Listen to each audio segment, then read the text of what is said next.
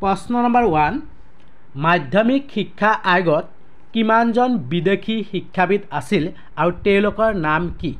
মাধ্যমিক শিক্ষা আয়োগত কিমানজন বিদেশী শিক্ষাবিদ আছিল আৰু তেওঁলোকৰ নাম কি উত্তৰ দুজন আছিল আৰু নাম হ'ল প্ৰফেসৰ জন ক্ৰিষ্টি আৰু ডক্টৰ কেনথ ৰাছ উইলিয়ামছ প্ৰশ্ন নম্বৰ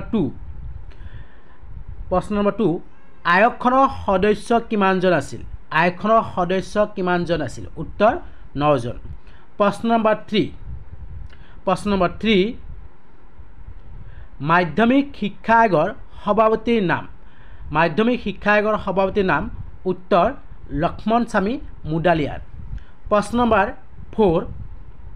মাধ্যমিক শিক্ষা আয়োগ কোন চনত গঠন কৰা হৈছিল মাধ্যমিক শিক্ষা আয়োগ কোন চনত গঠন কৰা হৈছিল উত্তৰ 1952-53 চনত গঠন কৰা হৈছিল প্ৰশ্ন নম্বৰ 5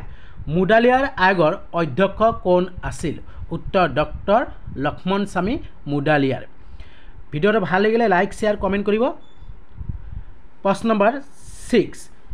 কোঠাৰী আয়োগৰ মতে প্ৰাক প্ৰাথমিক শিক্ষাৰ সময়সীমা কিমান প্ৰাক প্ৰাথমিক শিক্ষাৰ সময়সীমা উত্তৰ 1 বছৰৰ পৰা 3 বছৰলৈ প্ৰশ্ন নম্বৰ 7 মাধ্যমিক শিক্ষা আয়োগখন আৰু কি নামেৰে জনাজাত হৈছিল মাধ্যমিক শিক্ষা আয়োগখন মুডালিয়াৰ আয়োগ হিচাপে জনাজাত হৈছিল প্ৰশ্ন নম্বৰ 8 কোঠাৰী আয়োগে নতুন শিক্ষা গাঁথনিৰ কেনেকুৱা হোৱা উচিত বুলি পৰামৰ্শ দিছিল উত্তৰ 10+2+3 শিক্ষা গাঁথনি 10+2+3 শিক্ষা গাঁথনি প্ৰশ্ন নম্বৰ 9 বিশ্ববিদ্যালয় শিক্ষা আয়োগ নিযুক্তি দিয়া হৈছিল 23 চনত তোমালোকে নিশ্চয় জানা ইয়াৰ উত্তৰটো কি উত্তৰটো হৈছিল 1948 চনত প্ৰশ্ন নম্বৰ 10 কোঠাৰী আয়োগ কোন চনত গঠন কৰা হৈছিল ইম্পৰ্টেন্ট প্ৰশ্ন ইয়াৰ উত্তৰ হ'ব 1964 চনৰ 14 জুলাইত গঠন কৰা হৈছিল ছাত্ৰ ছাত্ৰীসকল ভিডিওটো প্লিজ সাবস্ক্ৰাইব কৰিব আৰু যিমানে পাৰে তোমালোকৰ বন্ধু বান্ধৱীক শ্বেয়াৰ কৰি দিব প্ৰশ্ন নম্বৰ 11 অসমত স্থাপন কৰা মুক্ত বিশ্ববিদ্যালয়খনৰ নাম কি আছিল অসমত স্থাপন কৰা মুক্ত বিশ্ববিদ্যালয়খনৰ নাম কি আছিল উত্তৰ কৃষ্ণকান্ত সন্দিকৈ ৰাজ্যিক মুক্ত বিশ্ববিদ্যালয় অসম প্ৰশ্ন নম্বৰ 12 মুক্ত বিশ্ববিদ্যালয়ৰ প্ৰথম আৰম্ভণি ক'ত হৈছিল ইম্পৰ্টেন্ট প্ৰশ্ন পৰীক্ষাত আহি থাকে এই প্ৰশ্নটো ইম্পৰ্টেন্ট হয় উত্তৰ 1969 চনত ইংলেণ্ডত আৰম্ভ হৈছিল প্ৰশ্ন নম্বৰ 13 1964-66 চনৰ শিক্ষা আয়োগৰ সভাপতি কোনে আছিল উত্তৰ ডক্টৰ ডি.এছ. কোঠাৰী মনত ৰাখিব ইম্পৰ্টেন্ট প্ৰশ্ন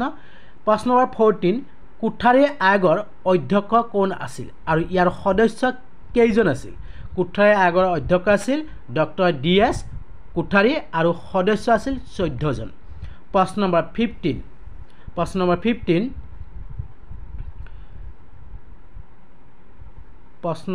কিমান চনত কোঠাৰী আয়োগ উদ্বোধন হৈছিল উত্তৰ 1964 চনৰ 2 অক্টোবৰত